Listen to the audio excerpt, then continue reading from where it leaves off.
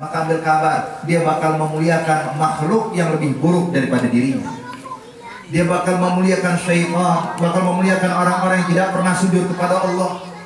Orang yang tidak bisa menghormati Rasulullah, maka dia bakal menghormati orang yang dihinakan Allah. Orang yang tidak bisa membanggakan Nabi Muhammad, maka dia bakal membanggakan orang-orang yang tidak pernah sujud kepada Allah. Maka kita lihat banyak orang-orang zaman sekarang hadirin yang mengaku beriman kepada Allah, tapi mereka menganggap perayaan Maulid seperti ini tidaklah benar. Menganggap buat apa kita agungkan Nabi Muhammad? Coba perhatikan, mereka bakal mengagungkan orang-orang yang gak pernah sujud. Mereka bakal hormat kepada orang yang tidak sujud, orang-orang yang tidak pernah menyebutkan kalimat la ilaha illallah. Kenapa? Sebab ini hukuman dari Allah buat mereka.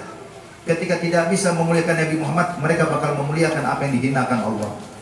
Hadirin, bukankah Allah sudah jelaskan kepada kita bahwasanya Rasulullah ini adalah satu-satunya manusia yang dibanggakan Allah, satu-satunya manusia yang dimuliakan Allah, yang sifatnya disebutkan di dalam Al-Quran. Kalau kita perhatikan Al-Quran dari surah Al-Fatihah sampai surah An-Nas, maka kita bakal dapatkan Allah kalau memanggil Rasulullah tidak langsung dengan namanya. Allah memanggil Nabi Muhammad dengan sifatnya. Ya ayyuhal muzammil, ya ayyuhal muddathir, ya ayyuhan nabi, ya ayyuhar rasul.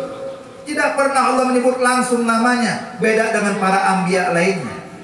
Ya Ibrahim, ya Adam, ya Nuh, ya Musa. Tapi pernahkah kita dapatkan dalam Al-Quran Allah memanggil Nabi Muhammad mengatakan ya Muhammad?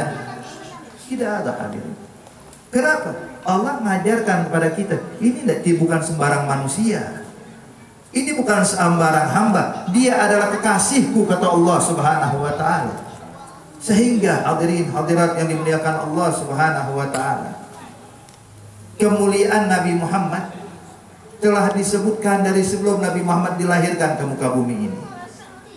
Itu Bani Israel disebutkan dalam kitab Sirah Dahlaniyah, Imam Ahmad Zaini Dahlan mengarang kitab Sirah An-Nabawiyah. Hadirin, disebutkan dalam kitab tersebut bahwasanya Bani Israel, mereka sebelum hidup, belum lahir Nabi Muhammad, di masa Bani Israel hadirin, mereka itu kalau berperang melawan musuh, mereka bawa panji bertuliskan nama Muhammad. Kemana perang bawa panji tersebut?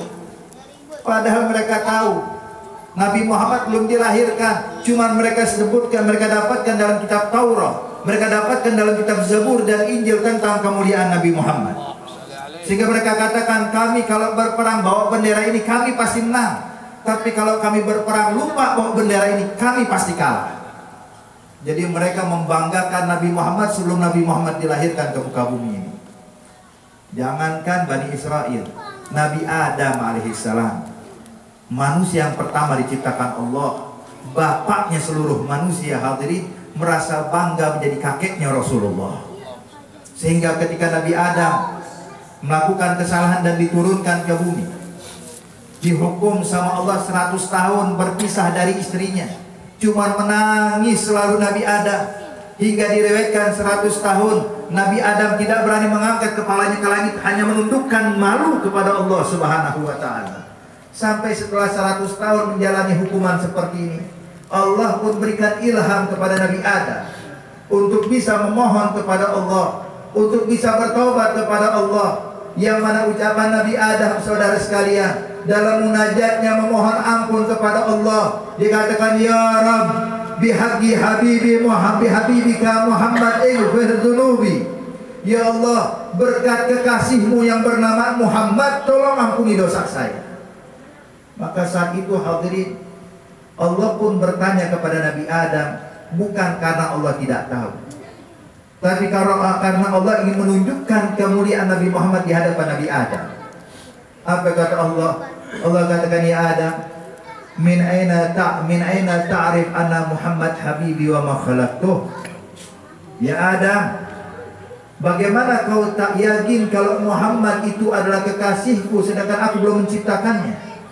Maka saat itu saudara sekalian, Nabi Adam pun mengatakan, ya Rabb, ketika Engkau ciptakan diriku dan Kau tiupkan ruh ke dalam jasadku, yang pertama kali bergerak dari anggota tubuhku adalah mataku ya Allah. Ketika aku membuka mataku, terlihat di setiap tiang-tiang arsy-Mu bertuliskan kalimat La ilaha illallah Muhammadur Rasulullah. Saya yakin ya Allah, tidak mungkin nama makhluk disandingkan dengan namamu, melainkan pasti dia adalah kekasih-Mu ya Allah. Apa jawab Allah hadirin?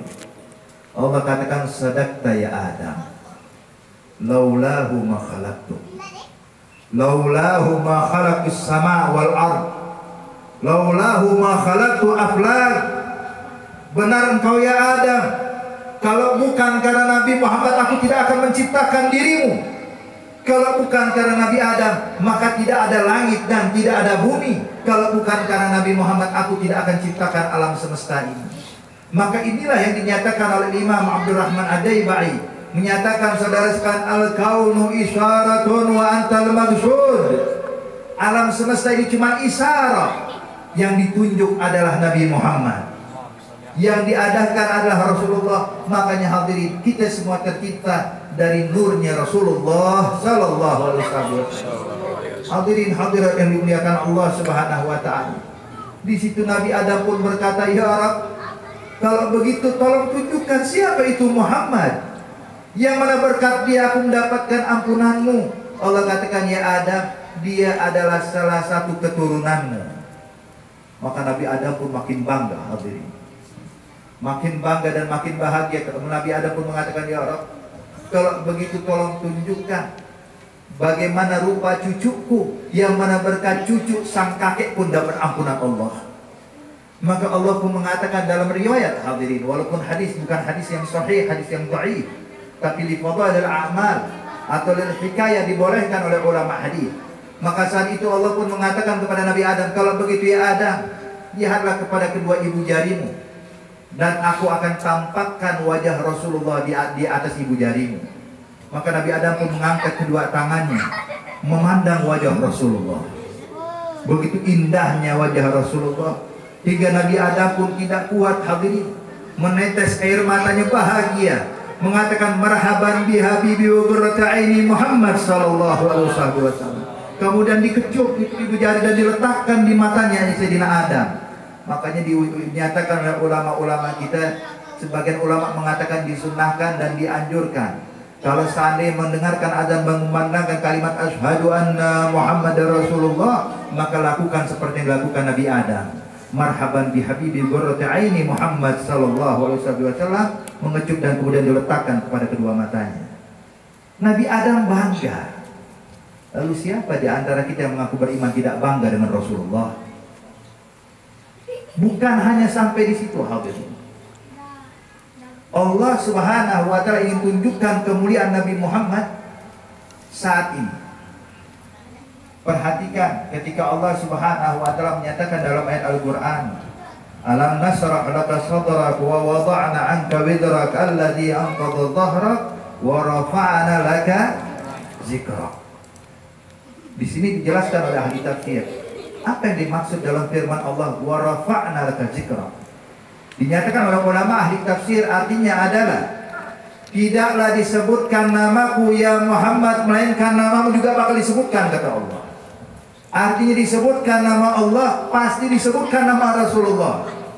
Makanya hadirin hadirat yang dimuliakan Allah, kalau orang pengen masuk Islam, masuk ke dalam agama Islam ini, maka syaratnya harus mengucapkan dua kalimat syahadat. Dia harus ucapkan asyhadu an la ilaha illallah wa asyhadu anna Muhammadan Rasulullah. Kira-kira sah enggak kalau dia cuma bilang asyhadu an la ilaha illallah? Kira-kira masuk Islam atau belum nih orang? Belum. Padahal kita kalau Islam ini kan ditugaskan hanya untuk menyembah Allah. Kita hanya ditugaskan untuk tunduk pada Allah. Tapi tetap Allah nyatakan tidak akan sah imanmu sampai kau ucapkan asyhadu anna Muhammadar Rasulullah. Kenapa? Wa rafa'na laka zikra. Tidaklah disebutkan nama Allah, melainkan namamu ya Rasulullah juga harus disebutkan, kata Allah. Dalam azan dikumandangkan hadirin, ketika muadzin mengucapkan asyhadu an la ilaha illallah, setelahnya ada asyhadu anna Muhammadar Rasulullah. Bahkan kumandang azan itu selalu berputar setiap saat tanpa henti. Saat ini kita barusan mendengarkan azan Isya, di tempat lain sekarang baru azan. Artinya apa? Ini dunia 24 jam tidak pernah berhenti disebutkan nama Nabi Muhammad.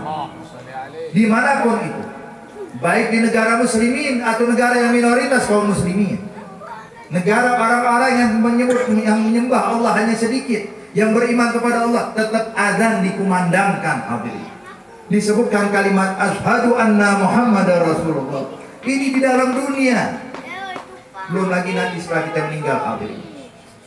Disebutkan di dalam riwayat hadis yang diriwayatkan oleh Imam Turmuzi dan Imam Hakim, hadirin, disebutkan bahwasanya manusia nanti ketika meninggal dunia, waktu masuk ke liang kubur, datang malaikat Munkar wa Nakir menanyakan kepada kita 5 pertanyaan.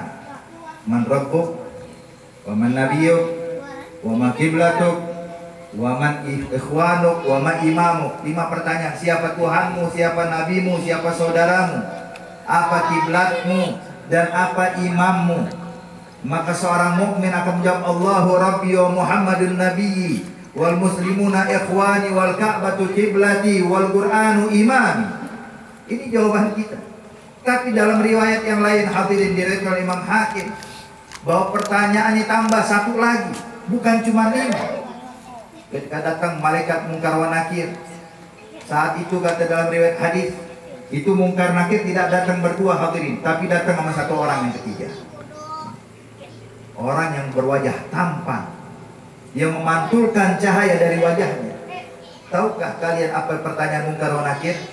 Munkar Nakir pun bertanya kepada orang meninggal, ata'rifu man hadza? Kenal nggak dengan orang ini? Ini pertanyaan pertama, hadirin. Sebelum dia nanyakan man rabbuk, sebelum ditanyakan man nabiyyu, sebelum ditanyakan man ikhwanuk, ata'rifu hadzal rajul? Kenal nggak dengan orang ini yang berwajah tampan yang begitu indah? Kalau dia orang yang beriman, bakal menetes air mata mengatakan, "Dalam hadza habibi Muhammad." Ini kekasihku Rasulullah.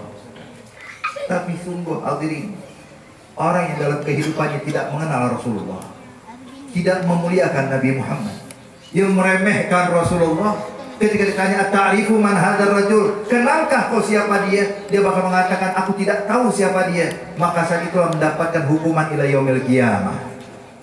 Artinya orang mau selamat dari azab kubur harus kenal Nabi Muhammad. Kalau pengen selamat dari siksa kubur harus tahu bagaimana Rasulullah. Maka justru terus terang, hadirin, kita tidak akan mengenal Nabi Muhammad di depan televisi. Kita tidak akan mengenal Nabi Muhammad cuma duduk di pinggir jalan. Tapi kita akan kenal Nabi Muhammad di majelis seperti ini. Majelis maulid yang dibahasakan kisah Rasulullah, yang disebutkan akhlaknya Nabi Muhammad, yang disebutkan sifatnya Rasulullah. Di situ kita bakal mengenal bagaimana rupanya Nabi Muhammad sallallahu alaihi wasallam. Insyaallah nanti kita saat dalam kubur, hadirin, ketika ditanya oleh malaikat, at-ta'rifu man hadzal rajul? Kenalkah kau siapa dia? Kita akan mengatakan dengan lisan kita yang fasih, kita akan ucapkan, na'am huwa habibi Muhammad. Dia adalah kekasihku Nabi Muhammad sallallahu alaihi wasallam. Artinya kalau orang bisa jawab ini Nabi Muhammad, hadirin, maka dia bakal selamat dari siksa kubur sampai hari kiamat. Dapat nikmat. Gara-gara ibadah, bukan, gara-gara kenal ini Nabi Muhammad. Munkar Nakir pun gak berani menghukum kepada orang yang kenal siapa Rasulullah. Ini baru di dalam kubur, belum lagi nanti di akhirat. Orang yang biasa menganggap enteng Rasulullah, tidak peduli dengan majelis-majelis seperti ini, entar di akhirat baru sadar pentingnya duduk di majelis seperti ini. Sebab nanti kata Rasulullah, disebutkan di dalam Sahihul Bukhari, kata Rasulullah, nanti di yaumil qiyamah, yaumil mahsyar, yaumil hisab, hari yang begitu menakutkan, yang dikenal dengan yaum faza'il akbar, hari yang sangat menakutkan, yang mana manusia dari yang pertama hingga yang terakhir khawatir akan murka Allah. Sampai orang-orang kafir, hadirin, saking takutnya di yaumil mahsyar, belum dihisab, belum diitab oleh Allah, baru dikumpulkan di padang mahsyar Panasnya luar biasa, seakan-akan matahari sejengkal di atas kepalanya. Apa kata orang-orang kafir? Orang-orang yang tidak beriman pun mengatakan, ya Rabb, arihna wa ingkad ilanna. Ya Allah, kasih keringanan buat kita walaupun harus masuk ke neraka. Arti dia tahu ujungnya neraka. Kenapa harus dipersulit seperti ini terlebih dahulu? Maka saat itu manusia hadirin berbondong-bondong meminta bantuan, meminta pertolongan kepada siapapun. Tentunya yang dikunjungi adalah para anbiya. Subhanallah, di sini hikmah hadirin hadirat. Disebutkan dalam kitab Sahihul Bukhari, itu seluruh manusia, umat Nabi Adam, umat Nabi Musa, umat Nabi Isa, bahkan umat Rasulullah, bahkan umat Nabi Muhammad hadirin, berkumpul berbondong-bondong mendatangi Nabi Adam, meminta syafaat kepada Nabi Adam. Mereka bilang, ya Adam anta abuna, ya Adam anta abul bashar isfa'alana. Hai Adam, engkau orang tua kami, engkau bapak seluruh manusia, tolong berikan syafaat buat anak-anakmu. Apa jawab Nabi Adam? Nabi Adam mengatakan, nafsi, nafsi, pikirkan diri sendiri, aku pun belum tentu selamat, kata Nabi Adam. Coba datang ke tempat yang lain. Datang kepada Nabi Musa, jawabannya sama. Datang pada Nabi Ibrahim, jawabannya sama. Datang pada Nabi Isa, jawabannya pun sama. Terakhir ketika datang kepada Nabi Muhammad, belum lagi kita memohon, belum lagi kita meminta, Nabi Muhammad sudah mengatakan, ana laha, saya yang akan memberikan kalian syafaat, kata Rasulullah. Maka Nabi pun sujud di bawah arsy Allah, memuji, memohon kepada Allah, sampai terdengar seruan dari Allah, ya Muhammad irfa ra'sak wasal tu'ta wasfa tushaffa. Ya Muhammad, angkat kepalamu, pinta yang kau inginkan aku berikan, berikan pada syafaat pada siapapun aku terima, kata Allah. Maka Nabi pun berdiri hadirin, memandang seluruh manusia dalam keadaan ketakutan. Kita bakal memandang begitu indahnya wajah Rasulullah saat itu. Nabi katakan, ummati, ummati, umatku terlebih dahulu, ayo kemari, kata Rasulullah. Di sini hikmah hadirin.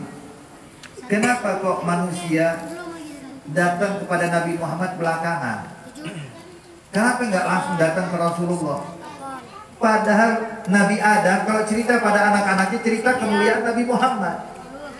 Nabi Musa hadirin kalau bicara kepada Bani Israel yang dikisahkan tuh Rasulullah, Nabi Muhammad. Nabi Isa pun juga sama. Ketika diangkat menjadi Rasul, disampaikan kepada kaum Hawariyun, disampaikan kepada umatnya bahwa aku adalah Nabi yang diutus untuk memberikan kabar bahkan datang Nabi setelah ini yang bernama Ahmad. Artinya setiap anbiya hadirin sudah mengenalkan Rasulullah kepada mereka. Tapi subhanallah, seakan-akan di hari kiamat seakan-akan dibikin lupa kita semuanya. Datang ke Nabi Adam, datang kepada Nabi Musa, datang pada Nabi Ibrahim, terakhir baru kepada Nabi Muhammad. Ini hikmah, ini skenario Allah, biar kita paham hadirin bagaimana Allah ingin menunjukkan dan mengenalkan Nabi Muhammad kepada seluruh manusia. Coba bayangkan, di dalam hadis tersebut ketika para umat sudah putus asa, tidak mampu lagi meminta kepada siapa lagi, para anbiya angkat tangan. Terakhir baru ke Rasulullah. Kalau seandainya Bapak, umat Nabi Musa alaihissalam, sebelum datang kepada Nabi Adam, sebelum datang kepada para anbiya, langsung kepada Nabi Muhammad, jawaban Nabi Muhammad sama, gak bakal berubah. Analaha, saya akan memberikan kalian syafaat. Tapi kenapa nggak langsung kepada Rasulullah? Sebab kalau seandainya umat Nabi Musa datang kepada Nabi Muhammad mendapatkan syafaat dari Rasulullah, mereka bakal bilang, kalau Nabi Muhammad aja bisa, apalagi Nabi Musa. Nabi Musa kalimullah, seorang nabi yang bisa bercakap-cakap dengan Allah. Umat Nabi Ibrahim pun juga sama. Kalau seandainya datang langsung kepada Rasulullah, dapat jawaban sama, analaha, mereka bakal mengatakan, kalau Nabi Muhammad aja bisa, gimana datuknya yang bernama Nabi Allah Ibrahim? Sudah pasti lebih bisa dari Rasulullah. Tapi disinilah hadirin, Allah ingin mengenalkan kedudukan Rasulullah. Dibikin semua orang putus asa dari para anbiya, dibikin semua manusia putus asa daripada Rasul, terakhir baru kepada kekasihnya Allah Nabi Muhammad. Saat itu mereka tahu keagungan dan kemuliaan Rasulullah. Hadirin, ternyata tidak cukup sampai di situ. Nanti manusia ketika masuk ke dalam surga, Ketika masuk ke dalam surga, terlihat di setiap gerbang istana surga bertuliskan kalimat La ilaha illallah Muhammadur Rasulullah. Bahkan gerbang surganya Nabi Ibrahim tidak tertulis kalimat La ilaha illallah Ibrahim Khalilullah, yang tertulis cuma La ilaha illallah Muhammadur Rasulullah. Di gerbang-gerbang surga manapun hadirin, yang tertulis hanya nama Nabi Muhammad. Artinya apa? Sungguh beruntung orang yang bisa memuliakan Nabi Muhammad di dalam dunia, insya Allah di akhirat kita bakal dimuliakan oleh Allah Subhanahu wa Ta'ala. Dan sebaliknya, orang-orang yang tidak bisa memuliakan Rasulullah, yang tidak bisa menghargai Rasulullah, yang meremehkan Nabi Muhammad, yang menganggap enteng perkumpulan seperti ini, dikhawatirkan di akhirat dibikin tidak kenal sama Rasulullah. Kalau sudah tidak kenal sama Nabi Muhammad, bagaimana bisa dapat syafaat? Maka kita berharap kepada Allah Subhanahu wa Ta'ala agar perkumpulan kita di malam hari ini hadirin membuahkan hasil yang baik, hasil yang manis buat kita di dunia serta akhirat. Di dalam kubur kita mendapatkan nikmat selamat daripada azab. Di akhirat kita mendapatkan syafaat Nabi Muhammad. Kita bisa meminum dari telaganya Nabi Muhammad, bisa memandang wajah Nabi Muhammad, dan Nabi Muhammad pun tersenyum memandang wajah kita, dan Nabi Muhammad pun yang memegang tangan kita untuk dimasukkan ke dalam surga Allah. Kita berharap kepada Allah Subhanahu wa Ta'ala yang telah mengumpulkan